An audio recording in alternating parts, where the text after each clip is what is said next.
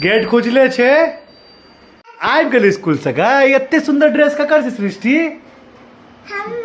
अरे ई त हमर ड्रेस छिए। हम सुतले छले तो तू स्कूल चल गेली। एको बेर मोन नहीं भेलो कि चाचा कह दिए। हाँ एक मिनट सुन। वाह आ की सब पढ़ लिख कह दी वीडियो में जल्दी से।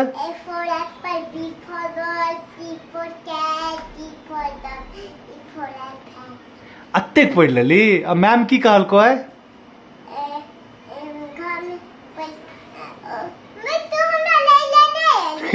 के ले ले आल चलो मम्मी की पापा? तो हमरा नहीं कही चाचा तू अभी तोरा के ले ले तो मम्मी ले ले तो कि चाचा ले ले तो? मतलब हम स्कूल ले लेने अभी तोरा डांस क्लास ले लबियो। मतलब सबके काज बैठ देने छी। छोटका चाचा डांस क्लास ल जेतो, हम डांस क्लास अनबो, पप्पा स्कूल पहुंचा देतो, मम्मी स्कूल से अनते। सह ना सबके ड्यूटी भ गेलै।